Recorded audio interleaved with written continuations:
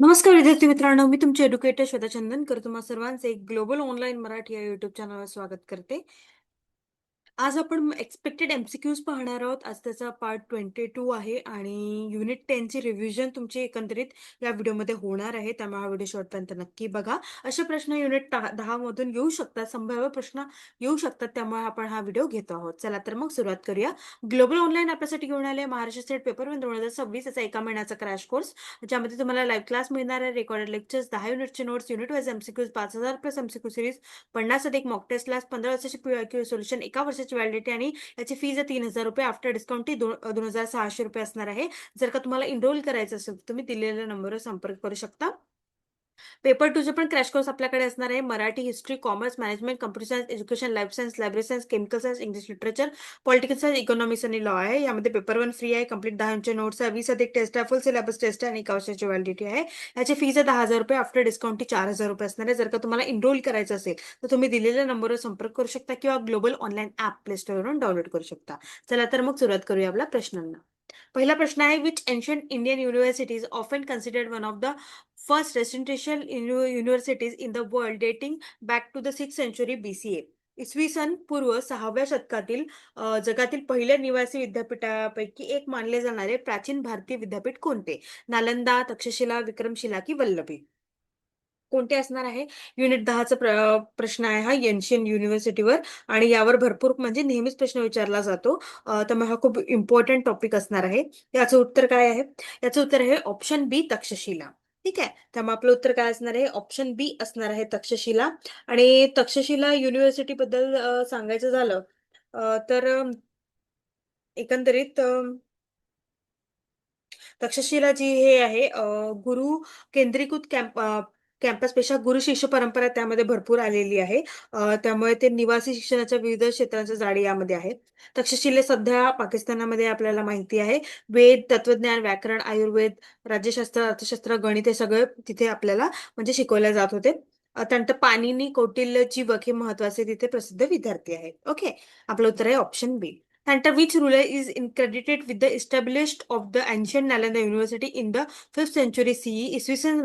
इसवी सनाच्या 5व्या शतकात प्राचीन नालंदा विद्यापीठाची स्थापना करण्याचे श्रेय कोणाला जाते ते आपल्याला विचारलेलं आहे.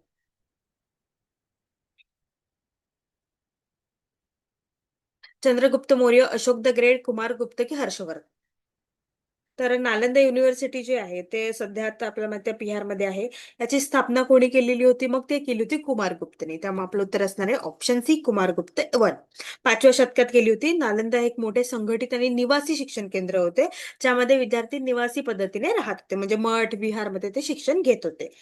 ठीक आहे. त्यामध्ये आपल्याला म्हणजे त्यामध्ये शिकवले जात होते बौद्ध तत्वज्ञान, वेद, वेदांग, व्याकरण, तर्कशास्त्र, तत्वज्ञान, वैदिक गणित, खगोलशास्त्र, साहित्य, भाषा. झुंझँग, इजिंग आणि शीलभद्र असे ते विद्यार्थी त्यामध्ये होते. विद्वान प्रवासी सुद्धा होते. ग्लोबल ऑनलाईन आपल्यासाठी घेऊन आले महाराष्ट्र सेट परीक्षेसाठी 50 सराव प्रश्नपत्रिका असलेले गाईड, ज्यामध्ये 5000 प्लस प्रश्नांचा संच आहे.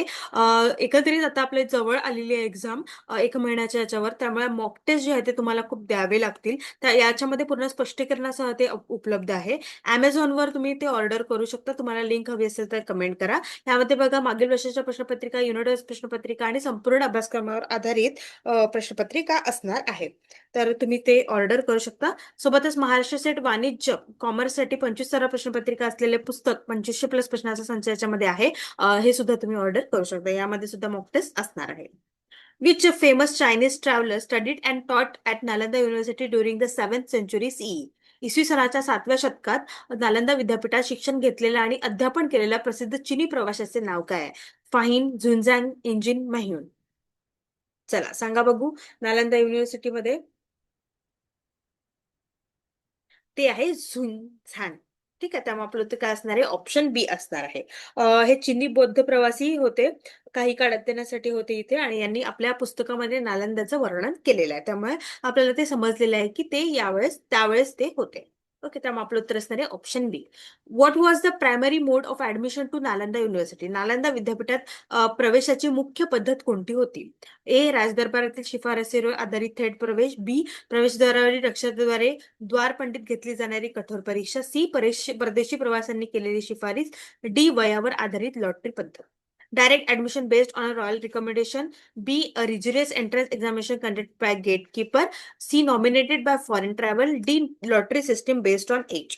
तर नालंदामध्ये जे होतं ना ते शिक्षण खूप कठीण होतं. त्यामुळे प्रवेशद्वारावरील लक्षद्वारे घेतली जाणारी कठोर परीक्षा पास करूनच त्यामध्ये तुम्हाला त्यामध्ये ऍडमिशन मिळत होती. त्यामुळे आपलं उत्तर काय असणार आहे? ऑप्शन बी असणार आहे.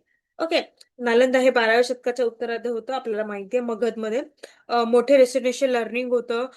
रत्नसागर, रत्नरंजक हे ग्रंथालय त्यामध्ये होते आणि बौद्ध अध्ययनाला विशेष महत्व होतं त्यामध्ये. ओके, आपलं उत्तर असणार आहे ऑप्शन बी.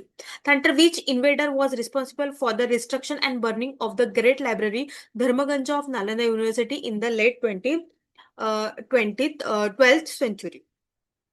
12व्या शतकाच्या उद्धरणार्थ नालंदा विद्यापीठाच्या महान ग्रंथालयाच्या विध्वंसक आणि जाळपोळ करण्यासाठी कोणता आक्रमक जबाबदार होता? महमूद ऑफ गझनी, कुतुबुद्दीन ऐबक, बख्तियार खिलजी की तिमूर?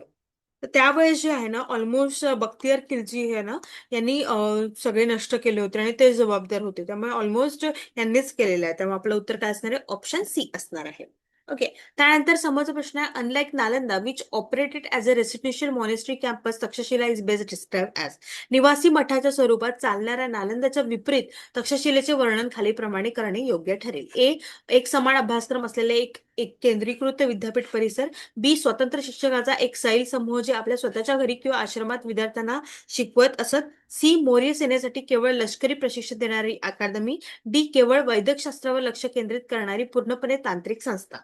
काय म्हणतात? A, centralise university campus with uniform curriculum. B, a loose agglomeration of individual teachers who taught students in their own homes. C, a strictly military training academy for the Mauryan army. D, a purely technical institution focused on a medicine. काय असणार आहे? निवासी मठाचं जे आहे ना ते आपल्याला विचारलेलं आहे. तर यामध्ये असणारे ऑप्शन बी, अ लूज ॲग्लोमिनेशन म्हणजे स्वतंत्र शिक्षकांचा एक सैल समूह होता जे आपल्या स्वतःच्या घरी किंवा आश्रमामध्ये विद्यार्थ्यांना शिकवत होते. ओके. त्यामुळे आपलं उत्तर काय असणार आहे? ऑप्शन बी असणार आहे. त्यानंतर which legendary historical figure and political strategic is famously associate with the Takshashila as both student and a teacher. तक्षशिलेचे विद्यार्थी आणि शिक्षक अशा दोन्ही भूमिकांमधून प्रसिद्धपणे जोडले गेलेले ऐतिहासिक व्यक्तिमत्व आणि राजकीय रणनीतिकार कोण आहेत? कालिदास, चाणक्य, आर्यभट्ट, नागार्जुन. चल सांगा बघू. तक्षशिला तर कोण असणार आहे? ते आहेत चाणक्य. त्यामुळे आपलं उत्तर काय असणार आहे? ऑप्शन बी असणार आहे.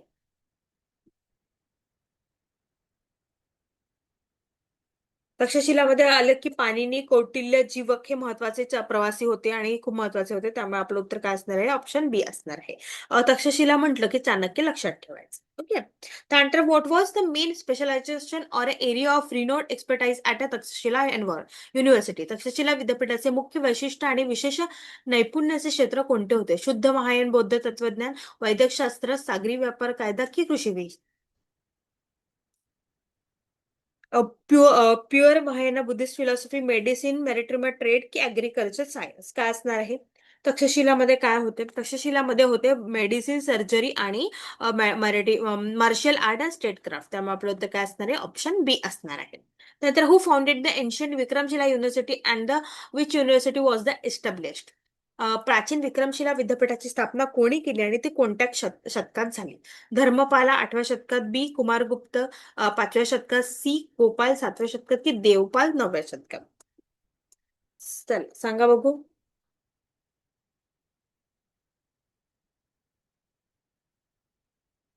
विक्रमशिला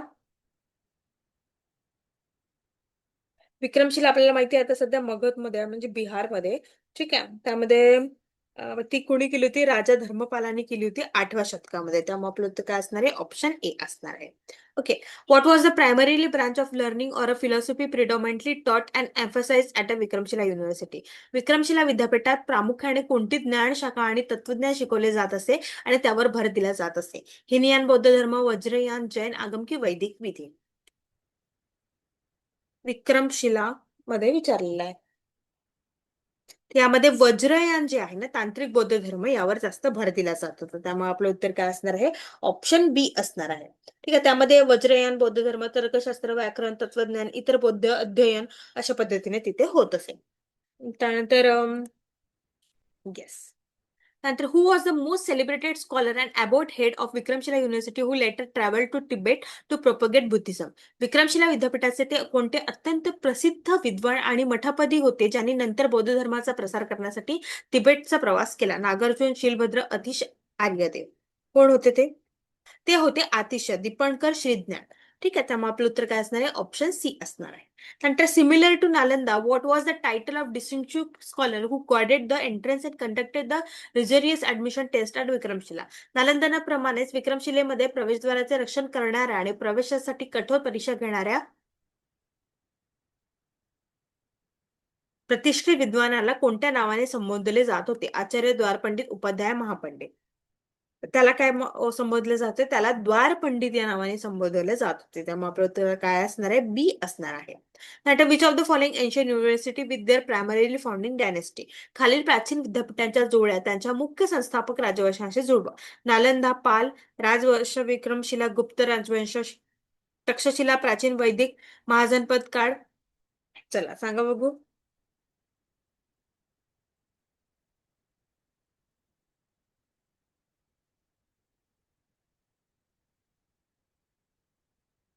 विक्रमशिला ही पाला डायनेस्टीची होती ना?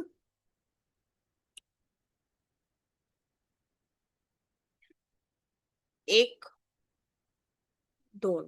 म्हणजे गुप्त, नालंदा गुप्तच होतं ना? दोन. आणि विक्रमशिला पालाची होती म्हणजे वन. दोन आणि वन म्हणजे ऑप्शन ए असणार आहे आपलं उत्तर. हा ना? आणि तीन काय? तक्षशिला, एन्शियंट, वैदिक, महाजनपद, इरा. हे बरोबर आहे. ओके. काय म्हटलंय? नालंदा ही गुप्त डायनेस्टीची होती, विक्रमशिला पाला डायनेस्टीची. ओके. येस. समोरचा प्रश्न आहे, which of the following pairs regarding foreign scholar and the university they visited is correctly? Xuanzang, Takshashila, Atisha, Nalanda, I Ching, Vikramshila, Xuanzang, Nalanda. कोणतं असणार आहे बरोबर? परदेशी विद्वान आणि त्यांनी भेट दिलेल्या विद्यापीठाच्या संदर्भात खालील कोणती जोडी योग्यरित्या जुळलेली आहे? तर ती आहे झुंझान, तक्षशिला. ठीक आहे. सॉरी, झुंझान, नालंदा, तक्षशिला नाही. आपलं उत्तर असणार आहे ऑप्शन डी. ठीक आहे. अशा पद्धतीने ते तुम्हाला लक्षात ठेवायचं आहे. ते झुंझान तक्षशिला नव्हती, ती नालंदा होती. ओके. अशा पद्धतीने आपण काही महत्वाचे युनिव्हर्सिटीज, एन्शियंट युनिव्हर्सिटीचे प्रश्न पाहिलेले आहे. आय होप ते तुम्हाला मदत करतील आहे. आणि येत्या उद्यापासून आपण नवीन बॅच सुरू करतो आहोत, 1 मंथ क्रॅश कोर्स म्हणून. आणि ते सुद्धा तुम्हाला जॉईन करायचं असेल तर तुम्ही दिलेल्या नंबरवर संपर्क करू शकता. सोबतच 5,000 प्लस प्रश्नांचा संच असलेली पुस्तक Amazonवर अवेलेबल आहे, तुम्ही ऑर्डर करू शकता. आणि कॉमर्सची सुद्धा अवेलेबल आहे, ते सुद्धा तुम्ही ऑर्डर करू शकता. ऑर्डर करण्यासाठी तुम्ही Amazonवरून ती ऑर्डर करू शकता. Okay. Okay everyone, that's it for today. Thank you so much.